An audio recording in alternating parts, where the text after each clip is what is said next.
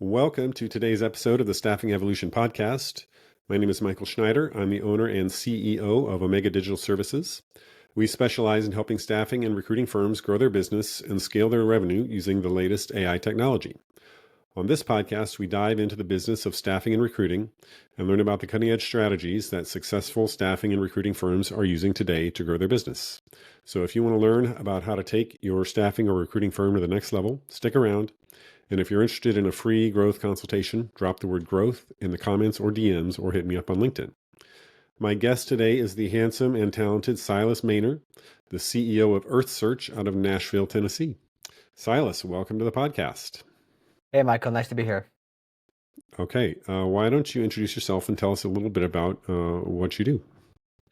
Yeah, my name is Silas Mähner. As you mentioned, I run a company called EarthSearch. That's Earth spelled funny. We had to be a little edgy, so we removed the A, but ERTH search is spelled normal.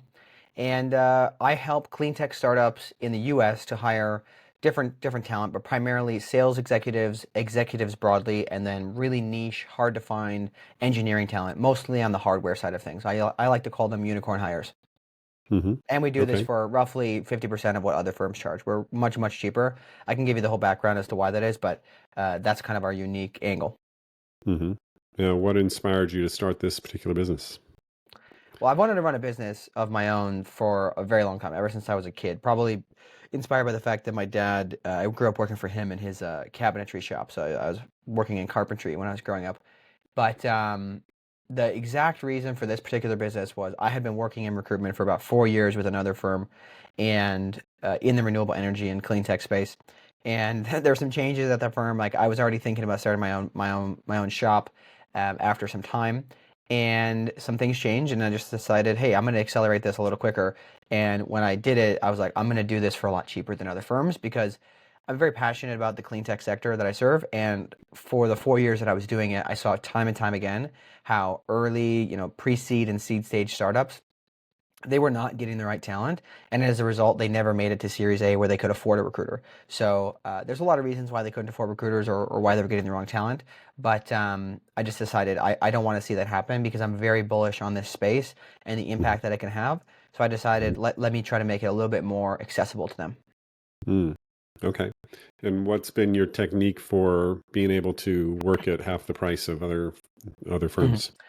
I think it's honestly not rocket science at all, right? A lot of recruitment companies are just run by old heads who are just so used to saying like, "Oh, that's just how it's done. You just have to do it this way. It's because how we've always done it."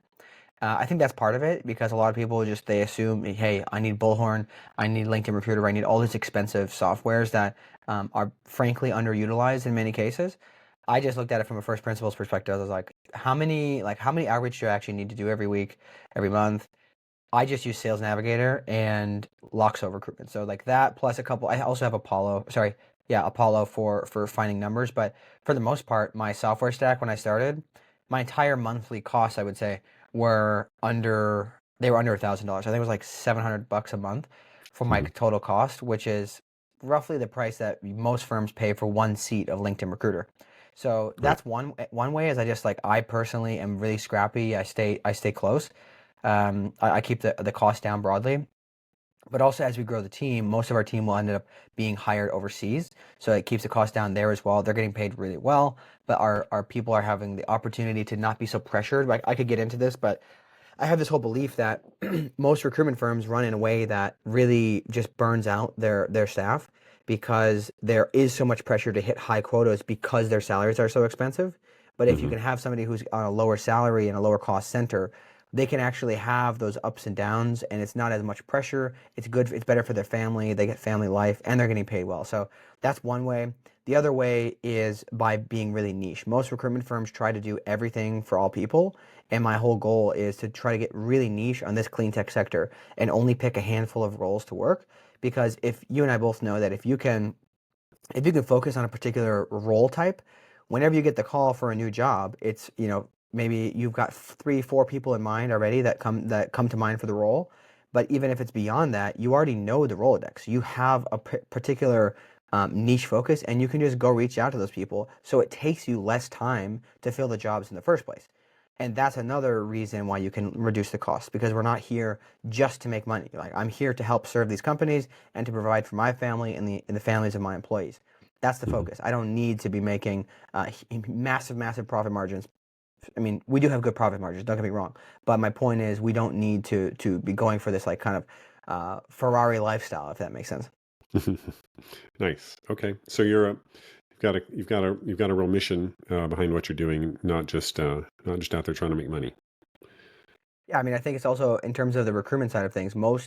What really disappoints me about most recruitment firms is they claim to be these, these groups of people who are trying to help other companies find the best talent. We talk about the importance of talent and why it's so important that you go do headhunting, because that way you can get access to the talent that's not applying to jobs.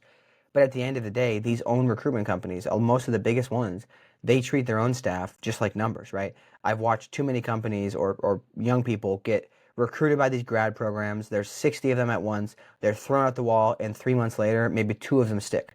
It's Mhm. completely like it's just a disconnect of values. If you care about people for your clients, how can you treat your own in the wrong way? That makes sense. Um, how do you go about finding your customers?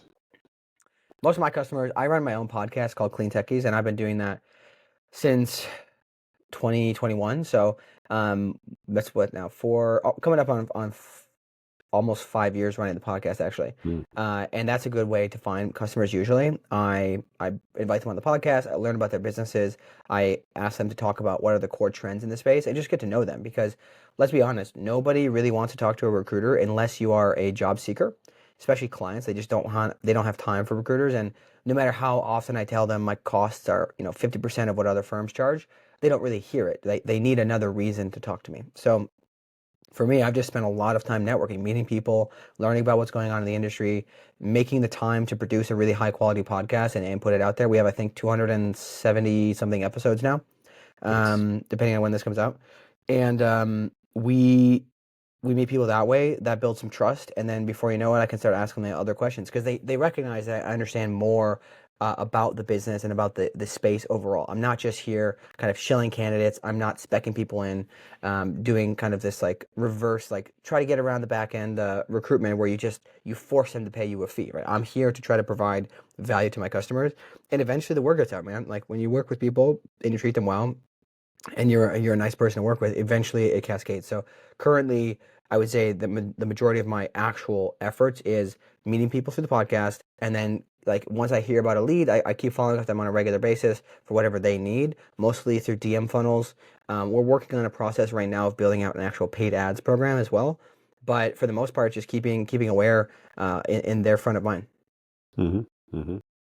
And how do you find people through the podcast or for the podcast, primarily through LinkedIn or email outreach or It's word one of of those mouth? things that comes really naturally to me, because I'm pretty motivated to understand what's going on in the space broadly. So whenever I see something really fascinating on LinkedIn, I'll be like, oh man, I just need to reach out to that company. Mm. I'll immediately go out and send them an invite with a quick connection request. I'm much more of an action taker than like a sit there and ponder it type of person. So Hmm. in many cases, like, I end up getting completely overloaded with too many podcasts to record in the first place, because I'm just so like, the market pulls me in, right? I'm very Mm. fascinated by what's happening in the clean tech sector in the first place. So it's not hard. At this point, we're now also very large that we have tons of inbound PR firms asking. I would say honestly, probably 90% of the time we reject those, because Mm. most of the time they're shilling something. And it's like it's clear that it's not really of value to the audience, They're trying because to we're push their trying to product. yeah, we're trying to, or they just don't understand, right? Like, sometimes they're not even trying to push their product, but the PR firms have a severe disconnect of what we even talk about on the podcast. So Mm. maybe I'll have them on, but I talk about something completely different. I'll ask them about their growth or the challenging times, whatever. But it's pretty easy for me to get guests on that front. Honestly, I probably have like 100 emails of pitches in my inbox that I just haven't gotten to yet. Nice. That's a good place to be where you're excited about the work you're doing. Yeah, I definitely agree with that. I think if you have a hard time getting out of bed to be interested in the space you're serving, Yeah. find something You're else, gonna because there's plenty of spaces, right? Like, you're gonna especially if you're struggle. running your own firm, like, you have the flexibility to change things. Like, don't do things just because you've always done them, right? This is the whole principle of where we started the conversation, right? Like, do Hmm. things because they motivate you, and understand that connection to the human aspect of what you are doing as a recruiter. Because especially as AI begins to kind of infiltrate the world in so many ways, and I don't say that necessarily in a negative way. I know infiltrate sounds pretty negative, but as AI changes the world, the human connection aspect of recruitment is going to be more desired than ever. Yep. Yeah. Yeah. On that topic, tell me a little bit about your approach to bringing AI into your business. Yeah. So I have to admit, like, we're probably relatively behind the times here, but I have tried many different AI tools. We've tried Quill for note taking. I thought it was extremely overpriced because you can just use Gemini. Like, we use Gmail Suite, so I might as well just have the Gemini note taker. The one downside is that we have to build custom workflows to extract data from the transcripts of Gemini. But that's one of the big ones, is I've been able to utilize that to help create some of the basic summary notes of conversations, or at least capture it so that we do have it in a database. And then I use Loxo, as I mentioned before. So Loxo for me is like, I utilize their AI tools occasionally for the actual sourcing process. I usually am just testing it out every couple of weeks to see, have they made it work so far. And in most cases, it's not. Like, I haven't. I've tried out Juicebox. I've tried out all of the sourcing tools, and frankly, I've never had good luck because um, when I get a result back of hundreds and hundreds of potential candidates, or thousands, and sometimes that's obviously wrong, and it's going to take me way too long to search through them. I would spend less time just going company by company, competitor by competitor, looking through everybody who works there or who used to work there, and finding them. So in terms of the sourcing component, I don't really use AI much. We use AI primarily when it comes to note taking and sometimes summarizing those things. But even then, I never just rely on the summary, because as a recruiter, you basically have one opportunity to present these candidates really well, that your client will actually interview them. And you can't just rely on AI to understand that, because no matter how much context you give it, there's certain things where it's like intuitively, hey, that they one time mentioned way long ago that they don't like this certain thing. So I'm not going to mention that. I'm going to focus on the other thing that counteracts that thing, because maybe their resume maybe one of their titles is something that's going to appear to give them pause. I'm going to actually proactively go against that and make sure I mention it, and I point out, hey, even though their title was this, technically it was more of this. So on that front, I don't really use it much. We have attempted to use it for scheduling interviews. It is a little messy. We've had some success with it, but overall, we end up focusing primarily on any human interaction. Very, we try to make it very, like, we try to make it completely human, basically, right? Because that is the value that we're leaning into. The areas Mhm. where we will use it are on content creation. So I'll take a past podcast, maybe I'll take a section about hiring. I'll take that and I'll ask it for suggestions about how to re-chop that up into a script that I can record to make some YouTube videos on how to hire, or take it into other things. So I'll use it as like a creative aid on how to generate other content and other ideas. But I don't ever use the actual AI output, because the AI itself is usually like, there's a little bit of things missing, so it has to be adjusted. But I use it as a creative aid. I use it to help me improve my LinkedIn posts for more virality, typically. Um, I also would say, I mean, I also run a podcast using Riverside, so I use the Riverside AI tools a lot, because those are actually quite good. But in terms of recruitment stuff, that's like, it's pretty minimal, man. I don't use a whole lot of these AI softwares. Mhm. Mhm. Okay. Um, where do you think is the biggest challenge or opportunity for your business to continue to scale? Man, I think that with recruitment, it's always a big challenge between supply and demand situation, right? Because most recruitment companies tend to be um, supply constrained, because if you are good at what you do, people will want your service, and then it's a matter of finding the right recruiter. So, just to give some context, I am basically, you could say I'm a one-man shop with some support staff. So I have myself, and I have a handful of part-time and one full-time contractors overseas. The contractors are mostly an ops person, because I have learned that my tendencies are, I'm very good at starting things, but I also need help on the follow through, the tenacity piece to get things done. So if I have things within the business where I say I want to build this lead gen platform. I want to do, paid advertising.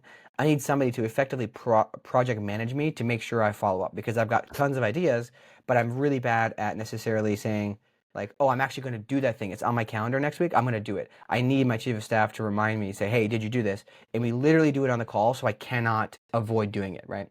So I've tried to augment my personality with other people who have different personalities on that front.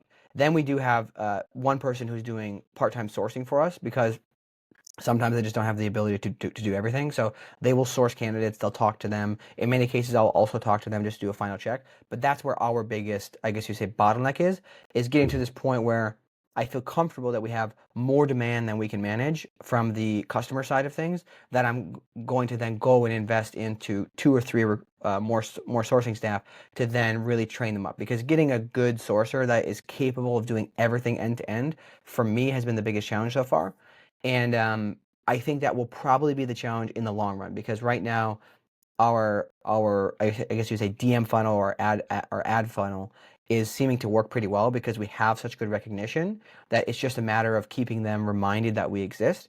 So once I solve that part and I can tell that there's like a consistent inbound or consistent flow of pipeline, then I will be able to then focus on and building up that sourcing staff. And I think that's going to be the hardest part, to be honest with you, because um, I care really deeply about making sure that the clients are extremely happy with it. I'm not the kind of person who says like, hey, 80-90% is good enough. It has to be like 98%. Like we have to be very good all the time, with obviously the occasional mistake here and there. But that's probably the biggest challenge I would say. Makes sense. Yeah. Getting the right people in the right place with the capabilities is always a challenge. Hmm. Yeah, it's the old adage, right? Like the shoemaker doesn't have any good shoes, right? It's like the recruiter can't recruit his own people. Right. Yeah. And what about in the recruiting industry more broadly? What are the trends you're seeing?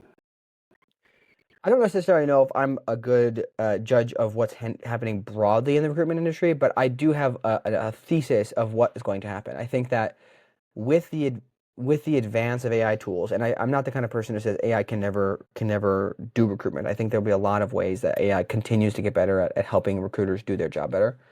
Um, but my broader belief is that as recruitment companies get more efficient, which I think it'll be a slow to advance industry because there's so many, like I said, there's so many old heads who run these companies, and on top of that, there is a sort of bias, or how would you say, like unwillingness to acknowledge that AI is capable of helping them because they're like, oh, we're recruiters, like we can never be disrupted, right? There's this thing that you always hear is like, no matter what, if it's an up or a down economy, recruiters are needed, and oh, recruiters will never be replaced because AI, it's not human. So because of those things, I think it'll be slow to adapt. But as it does adapt, as people like me come in and say, hey, I'm going to be more efficient, I'm going to charge less, the overall trend will be that unless you are a very, very specialized, like super executive type of search firm, your fees are going to go down. Like in the US, when I was working in the last firm, typically would be charging between 20 and 25% first year base salary, completely contingent. I charge between 12 to 15 with a small retainer to get started. Because I refuse to work without commitment. I've learned that it's very challenging.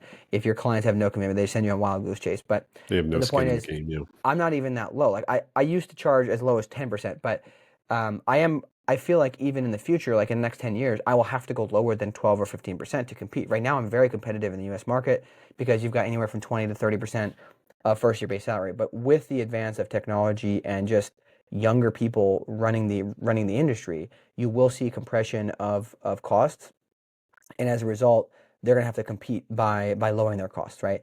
This is something that I ran into in the past. So with my last firm, a little bit of a story here. So the year 2023 was, I started the year with 4 people on my team, 4 full-time, and throughout the end of the year, I don't know if anybody, like I'm pretty sure most people resonate with this, especially if you were recruiting in the U.S. market. 2023 was a pretty rough year for recruitment companies. Like a lot of them saw challenges, and we were no different. Like I ended up having to lay off or let go of the team members slowly throughout the year because they just weren't performing. So by the end of the year, I had 0 people on my team, and I was basically rebuilding the market. So I was back on, back out there doing business development, like more aggressively than I had ever done in the past. And for I think it was either 3 or 4 months, and I was never allowed to go below 20%. Like that was the minimum we were allowed to charge. I could not land a new client for the life of me. And I was like really hitting the streets. It was very difficult. The second I decided to go, I'm like, it's clear in my opinion that right now nobody wants to pay for these services. They need the help, but they just don't have the money. So I went off my own and I charged, I think my rates were 10 to 15% basically. There was a range there. And within 3 weeks, I had 3 new clients. And I was like, this is a clear like supply demand situation where companies who are adhering to this, oh, that's how it's always been done type of mentality, they're just not going to succeed. So that's the overall thesis I have about the recruitment industry is that costs will drive down because of technology. But on top of it, because the cost of starting your own firm is lower, as my example shows, more people will go out on their own and they will build really specialized recruitment desks because the specialized recruitment desks are the ones where you can get a call, you know who you got to talk to, and within 2 days you've got the job sourced, right? Even if you're only making $10,000 per placement, if it only takes you 2 days and you have a successful way of getting inbound all the time, that's fine, right? Like you can still make 40, 50 grand a month top line revenue. And if your software costs are under 1,000, like who wouldn't want that? Especially if it's a relatively low stress situation where you've been in the industry forever.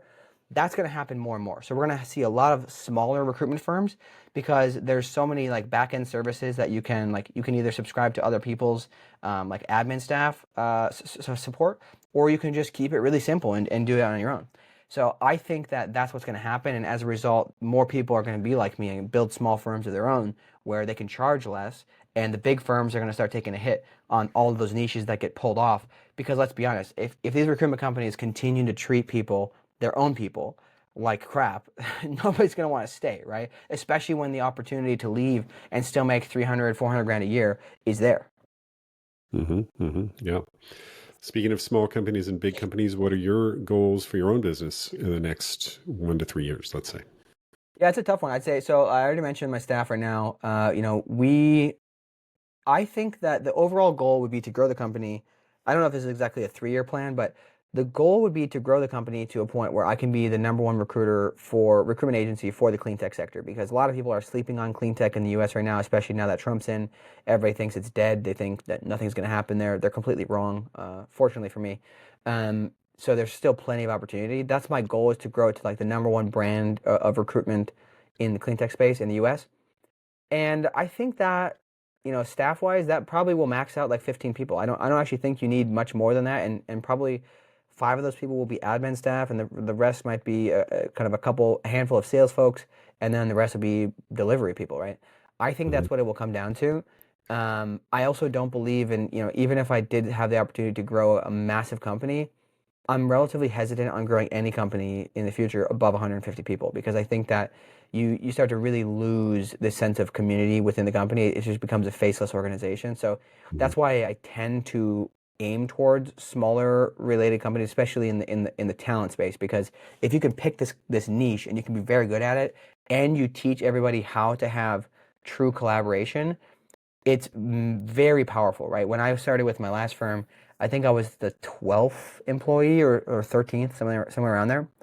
And as we grew to like 40, it became much harder. Like, even though I knew everybody in the company, nobody like knew exactly what everybody was working on, and there was like enough changes, enough time, that it was really hard to maintain that cross collaboration where you can bring your teammate into the search, or say, or cross sell, basically. Like, if you don't have the skills to sell for an investment banking role, maybe your partner does, and you can say immediately, oh, I have a partner who does this, blah blah blah, and you're so good at selling them because you understand them, that your company, your firm, wins the business. And I believe that somewhere around 15, 20 is where that really, really starts to break down. So that's what I would see. For the long term. How More about in short term. how about in the number of clients? Oh man, I mean, I don't know how many clients I can get, I guess, right? It depends on how well my existing clients continue to scale up, because we're continuing to offer other services beyond just simple headhunting services, right? So we're offering screening services. At some point, we'll probably offer some sort of like retention, like coaching services. And broadly, like my mission broadly is to help clean tech startups hire the best talent. Whether that is done through recruitment services or something else, I don't actually care because I Hmm. want the space to succeed and I want these companies to build human-centered companies. Yeah. So I don't know how many clients that'll be. We've got like 11 active clients right now. I would say in 3 years, hopefully that's at least like, I don't know, 50. Okay. Awesome. Well, I just have one final question for you, which is how can people get in touch if they want to work with you? Yeah, I would say if you want to work with us, the best way is Silas at earthsearch.com. That's ERTH search spelled correctly.com. And if you're interested in just broadly speaking, hearing some of my thoughts on the space, I am very active on LinkedIn as are most recruiters. But I also have a Substack where we post a lot of this stuff. I think the existing URL for that is Silas Mähner silasmähner.substack.com if you'd like to follow there. We have quite a lot of content we put out there on a weekly basis. We just rebranded too, so we'll be ramping that up further. But yeah, those are the best ways to follow me. And if you are somebody who shares some of these innovative ideas in where recruitment's headed, I'm always curious to chat with let's say forward-thinking recruiters in the space. We gotta get these old heads out of here and start doing things the right way. Okay, awesome. Well, thank you so much for being on the podcast, Silas. Yeah, thank you, Michael. Appreciate it.